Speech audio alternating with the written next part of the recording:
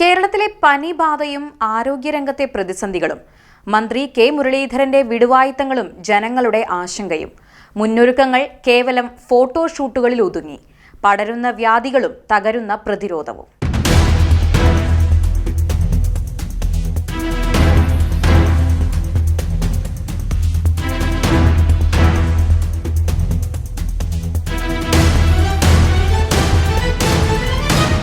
കേരളത്തിന്റെ വിഖ്യാതമായ ആരോഗ്യ മാതൃക ഇന്ന് വലിയൊരു പ്രതിസന്ധി ഘട്ടത്തിലൂടെയാണ് കടന്നുപോകുന്നത്. കേവലം ഒരു മാസത്തിനുള്ളിൽ സംസ്ഥാനത്ത് റിപ്പോർട്ട് ചെയ്യപ്പെട്ട 87 പനി മരണങ്ങൾ ഒരു സാധാരണ മുന്നറിയിപ്പല്ല, മറിച്ച് തകർന്നടിയുന്ന പൊതുജനാരോഗ്യ സംവിധാനത്തിന്റെ അപായമണിയാണ്. നിപ്പ, ഷിഗല്ല, ഡെങ്കിപ്പനി തുടങ്ങിയ മാരക വ്യാധികൾ സംസ്ഥാനത്തുടനീളം പടർന്നു പിടിക്കുമ്പോൾ ജനങ്ങളുടെ ജീവന് സുരക്ഷയൊരുക്കേണ്ട ആരോഗ്യ വകുപ്പ് തീർത്തും നിഷ്ക്രിയമായി നിൽക്കുന്നു എന്നത് അത്യന്തം ഗൗരവതരമാണ്. എന്നാൽ ഈ ദുരന്തമുഖത്തും ഉത്തരവാദിത്തങ്ങളിൽ നിന്ന് ഒളിച്ചോടി രാഷ്ട്രീയ ചെളിവാരി എറിയലിലും വിടുവായുത്തങ്ങളിലും മുഴുകിയിരിക്കുകയാണ് പുതിയ ആരോഗ്യമന്ത്രി കെ മുരളീധരൻ.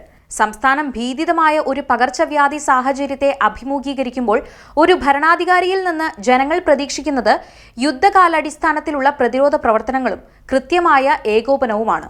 എന്നാൽ പ്രതിരോധ പ്രവർത്തനങ്ങൾക്ക് നേതൃത്വം നൽകേണ്ട മന്ത്രി കെ മുരളീധരൻ മുൻ ആരോഗ്യവകുപ്പ് മന്ത്രി വീണ ജോർജിനെ വീണമീട്ടൽ എന്ന് പരിഹസിച്ച് വില കുറഞ്ഞ രാഷ്ട്രീയ നാടകങ്ങൾക്കാണ് സമയം കണ്ടെത്തുന്നത്.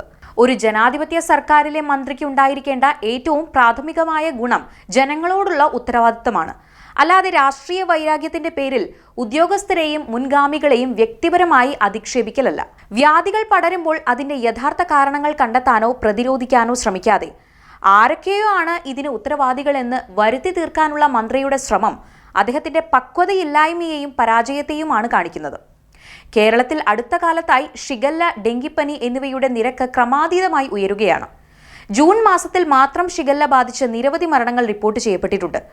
കോഴിക്കോട്, മലപ്പുറം, തിരുവനന്തപുരം ജില്ലകളിൽ രോഗവ്യാപനം അതിരൂക്ഷമാണ്. ശുദ്ധജല വിതരണത്തിലെ പാളിച്ചകളും മാലിന്യ സംസ്കരണത്തിലെ പരാജയവുമാണ് ഷിഗല്ല പോലുള്ള ബാക്ടീരിയൽ രോഗങ്ങൾ പടരാൻ പ്രധാന കാരണം. തദ്ദേശ സ്വയംഭരണ സ്ഥാപനങ്ങളുമായി ചേർന്നുള്ള പ്രീ മൺസൂൺ ശുചീകരണ പ്രവർത്തനങ്ങൾ കൃത്യമായി ഏകോപിപ്പിക്കുന്നതിൽ ആരോഗ്യവകുപ്പ് പൂർണ്ണമായി പരാജയപ്പെട്ടു എന്നതിന്റെ തെളിവാണ് ഈ മരണസംഖ്യകൾ. അതായത് ജൂൺ മാസത്തിലെ ആദ്യ 20 ദിവസങ്ങളിൽ മാത്രം 67 മരണങ്ങളാണ് റിപ്പോർട്ട് ചെയ്തിട്ടുള്ളത്.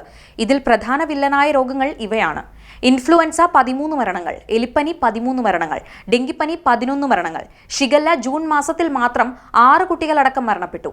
അമീബിക് മെനിഞ്ചോ എൻസെഫലൈറ്റിസ് ഈ മാസത്തിൽ 3 മരണങ്ങൾ റിപ്പോർട്ട് ചെയ്തു.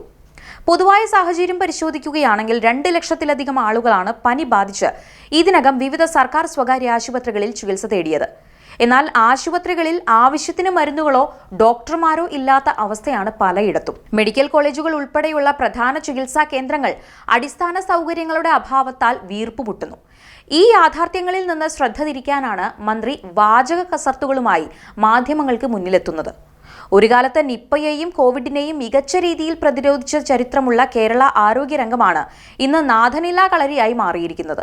കെ മുരളീധരൻ എന്ന രാഷ്ട്രീയക്കാരന് ആരോഗ്യവകുപ്പ് പോലെ അതീവ ജാഗ്രത വേണ്ട ഒരു വകുപ്പ് കൈകാര്യം ചെയ്യാൻ ആവശ്യമായ ഗൗരവമോ ദീർഘവീക്ഷണമോ ഇല്ലെന്നാണ് ഇപ്പോഴത്തെ സാഹചര്യങ്ങൾ വ്യക്തമാക്കുന്നത്. ഏകോപനമില്ലായ്മയാണ് വകുപ്പിലെ പ്രധാന പ്രശ്നം. അതായത് ആരോഗ്യവകുപ്പിലെ ഉദ്യോഗസ്ഥരും മന്ത്രിയും തമ്മിൽ കൃത്യമായ ആശയവിനിമയമില്ല എന്നത് ഇപ്പോൾ നാട് മുഴുവൻ പാട്ടായിരിക്കുകയാണ്.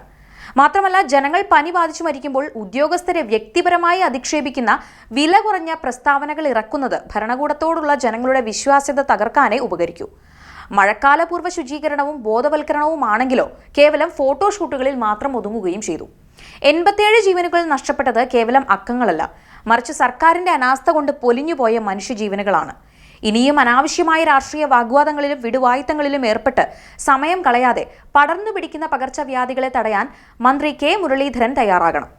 അധിക്ഷേപ ശൈലി നിർത്തിവെച്ച് ഉദ്യോഗസ്ഥരെ വിശ്വാസത്തിലെടുത്ത് യുദ്ധകാലാടിസ്ഥാനത്തിൽ പ്രതിരോധ പ്രവർത്തനങ്ങൾ നടത്തിയില്ലെങ്കിൽ കേരളം വലിയൊരു ആരോഗ്യ ദുരന്തത്തിലേക്ക് കൂപ്പുകുത്തുമെന്നതിൽ തർക്കമില്ല. നാവല്ല, കൃത്യമായ കർമ്മ പദ്ധതികളാണ് ഈ സാഹചര്യത്തിൽ ഒരു ആരോഗ്യമന്ത്രിയിൽ നിന്ന് കേരളം പ്രതീക്ഷിക്കുന്നത്.